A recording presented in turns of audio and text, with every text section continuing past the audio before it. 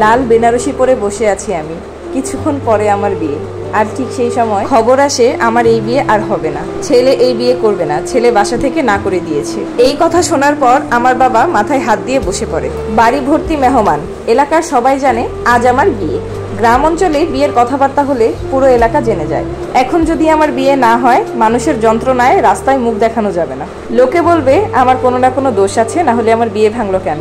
এই প্রথমবারের মতো আমার বাবার চোখে আমার জন্য পানি দেখলাম। আমার মা বাবা খুবই ভেঙে পড়ে।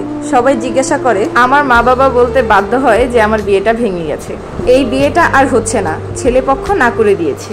সবাই একে একে বলতে শুরু করে, সবাই আমার দোষটাই ধরে, বলে মেয়েরই কোনো দোষ আছে, না হলে ছেলে বিয়ে করবে না কেন। একজন বলে মেয়ের অবশ্যই কোনো খুঁত আছে, আরেকজন বলে হয়তো মেয়ের উপরে কোনো অভিশাপ আছে, আরেকজন বলে এই খুঁতলা মেয়েকে কে বিয়ে করবে। একজন তো বলেই ফেলে, ভাইজান এই মেয়েকে বিয়ে দেবেন কোথায়? যদি তারা জানতে পারে বিয়ের দিন মেয়ের বিয়ে ভেঙে গেছে, তাহলে কে তাকে বিয়ে করবে। হঠাৎ কেউ একজন বলে ফেলে, যদি বিয়েটা আজকে হয় তাহলে তো কেউ আর কোনো কিছু বলবে না। আজ আমার বিয়ে হবে কিভাবে? বিয়ে তো ভেঙেই গেছে, আর এত বড় বদনামের পর কে বিয়ে করবে আমার মেয়েকে?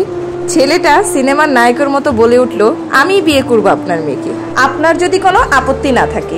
আমার বাবা ছেলেটাকে বুকে জড়িয়ে ধরে বলল, আমার কোনো আপত্তি নেই, কিন্তু তোমার পরিবার কি এই বিয়ে মেনে নিবে?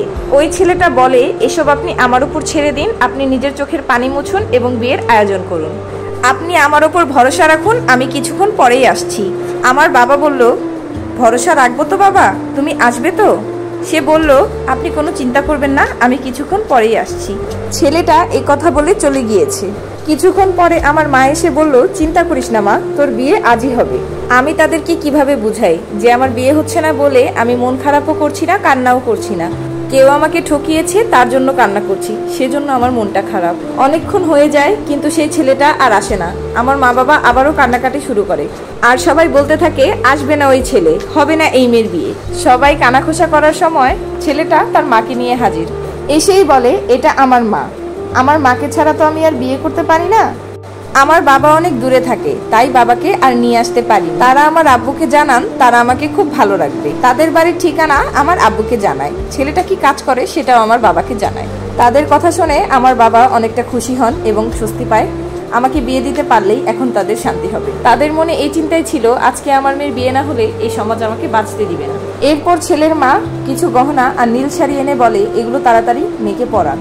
তারপর সবাই মিলে আমাকে আবার নতুন করে সাজায়। আমি স্বপ্নেও ভাবিনি নীল শাড়ি পরে আজ আমার বিয়ে হবে। তবে আমি একটা স্বপ্ন দেখতাম, আমার বিয়ে সবার থেকে আলাদা হবে, একটা নীল শাড়ি পরে আমার বিয়ে হবে।